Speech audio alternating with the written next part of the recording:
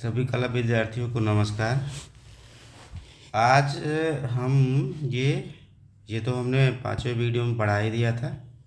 ये हमने बताए थे प्राचीन कालीन गुफा के साथ साथ ये भी हमने बता दिया था क्या क्या पढ़ना है। ठीक है, ये क्रम वाइज है। इतने से ही आपका प्रश्न बनेगा। जब भी आप पढ़ेंगे इतना ही पढ़ेंगे। हाँ, कुछ चीज़ें अलग हैं, जैसे विशेषता अलग है, कलर अलग है, ये तो आपको पढ़ने ही होंगे। लेकिन ये सबसे महत्वपूर्ण पॉइंट है, ये हमने जो बताया है। ठीक है, ये पॉइंट ये तो बहुत महत्वपूर्ण है। अब अगला है मध्यकालीन चित्रकला। मध्यकालीन चित्रकला में हम लोग, पहली बात तो ये है कि मध्यकालीन चित्रकला को दो पार्ट में करिए। पहले एक तो है पूर्व मध्यकाल और दूसरा है उत्तर मध्यकाल। तो पूर्व मध्यकाल में ये इसका टाइम है। पूर्व मध्यकाल का 750 से 1206। डेट इधर उधर हो सकते हैं बुकों के हिसाब से, वो आप लोग देख लीजिएगा, या लमसम हमने बताया है। ज़्यादातर हमने कोशिश की है कि राइट डेट बताने का, जो टाइम ड्यूरेशन है वो राइट बताने की हमने कोशिश की है, ढेर सारी चीज़ें देख के। अब देखिए, पूर्व मध्यकाल में कुछ राजवंश पढ़ने हैं। जैसे देखिए, चालुक्य वंश के मंदिर पढ़ने हैं, ये इम्पोर्टेंट है। ठीक है, राष्ट्रकूट वंश में मंदिर पढ़ने हैं। मंदिर के साथ साथ गुफा पढ़ना है। चालुक्य वंश में भी गुफा पढ़ना है।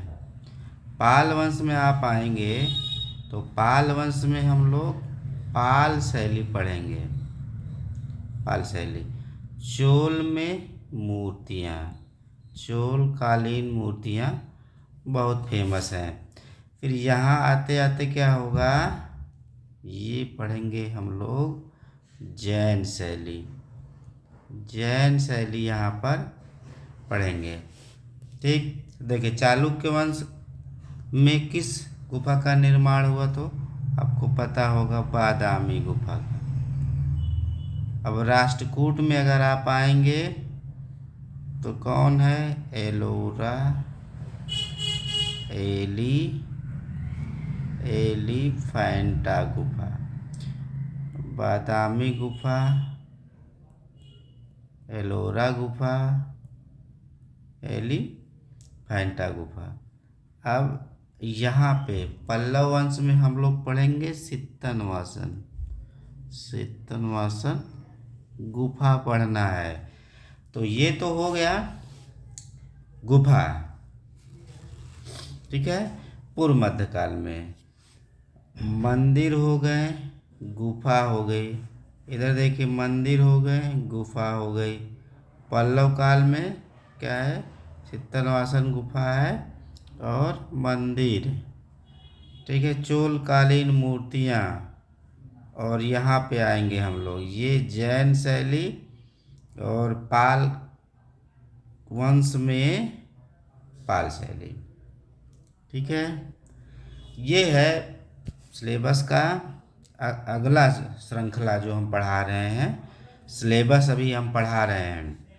देखिए, अगर आप चालुक्य वंश का मंदिर, राष्ट्रकूट का मंदिर, चोल, तो फिर एकाक दो ही वंश ऐसे बचेंगे जिनकी मूर्ति कला से प्रश्न आते हैं। और बाकी सारी चीज़ें इसी में आपको पढ़नी है। ये अलग नहीं है, ये पूर्व मध्यकाल के अंतर्गत इतनी चीज़ें पढ़नी है। हाँ, ये अलग है। चालुक्य वंश में मंदिर पढ़ेंगे, साहित्य भी पढ़ लेंगे। राष्ट्रकूट वंश में अगर मंदिर पढ़ेंगे, गुफा पढ़ेंगे, तो साहित्य का निर्माण अगर हुआ है, कोई बुक लिखी गई है तो वो भी पढ़ लेंगे। अब बचा है पाल और सेन वंश में, पाल शैली पाल वंश में और सेन में जैन शैली, या इसको अपभ्रंश शैली भी कहते हैं। अन्य नाम से जैसे गुजरात शैली भी कहते हैं। ठीक है, ये पढ़ने हैं। अब इसमें से क्या करना है, यही वाला प्रोसेस, गुफा, बादामी, एलोरा, एलिफेंटा, सित्तनवासन, इसका सारा प्रोसेस यही है जो ऊपर का है। किस धर्म से संबंधित है, गुफाओं की संख्या क्या है, कौन कौन से चित्र और मूर्तियाँ मिली हैं, ठीक है, किस शाखा से, धर्म के किस शाखा से संबंधित है, किस राज्य में है, किस जिले में, गांव और शहर में कहाँ है, ये देखना, मुख्यालय से कितनी दूर है, नदी, पर्वत, पहाड़ी, खोज का सन, खोजकर्ता, निर्माण वंश, राजवंश, अगर सांस्कृतिक प्रभाव है तो वो भी देखना है, यूनेस्को की सूची में शामिल है तो वो भी देखना है, प्रमुख विशेषता उस मंदिर की क्या है ये देखना है, और मंदिर के साथ साथ ये भी देखना है कि कौन सा मंदिर किस देवता को समर्पित है, ये कभी कभी पूछता है तो ये भी पढ़ने पड़ेंगे आपकी, ठीक है। ये पद्धति संग्रहित, अनुकृतियाँ बनी होगी तो संग्रहित होगा, ये सारा हम लोगों को पढ़ना है। अब आ जाइए, ये तो आपको बता दिए क्या, गुफा, बादामी, एलोरा, एलिफेंटा और तनवासल, ठीक। अब आएंगे पाल और जैन शैली में। पाल और जैन शैली में पहले तो राजा पढ़ेंगे हम लोग, किस किस राजा, चाहे पाल शैली का हो या जैन शैली का, विकास किस राजा के शासनकाल में हुआ, राजा पढ़ेंगे। फिर वह शैली कितने क्षेत्र में, उस क्षेत्र के में कौन कौन से स्थान आते थे, और किस धर्म से संबंधित है ये पाल शैली, जैन शैली, पुस्तकों का चित्रण हुआ है तो पुस्तकों का नाम, कौन कौन से ग्रंथ का चित्रण हुआ है, और कहाँ संग्रहित है, अगर चित्र मिले हैं तो वो संग्रहित कहाँ कहाँ है, और पाल शैली की विशेषता और जैन शैली की बहुत कम है, 1.2 3 4 5 6, बस इतने पढ़ लें। और एक पॉइंट, पाल कला के, पाल शैली के अन्य नाम, जैसे पाल शैली को पुस्तक शैली भी कहते हैं, पूर्वी शैली भी कहते हैं, बिहार शैली भी कहते हैं, तो ये भी पढ़ने हैं। ये आपका पूर्व मध्यकाल आ गया, ख़त्म।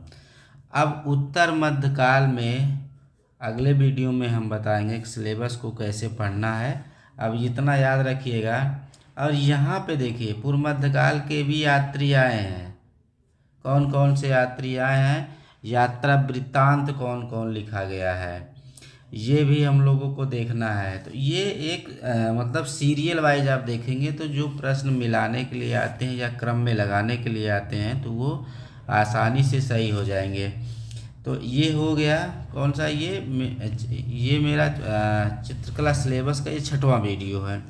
7वां वीडियो मैं यहाँ से बनाऊँगा जी, ठीक है। ये क्रम से पढ़ ले, और 1-2 राजवंश होंगे तो उनको डेट के हिसाब से क्रम में लगा के उनका मंदिर और गुफा और वहाँ का सांस्कृतिक विकास अगर आप पढ़ लेते हैं तो आपका प्रश्न गलत नहीं होगा।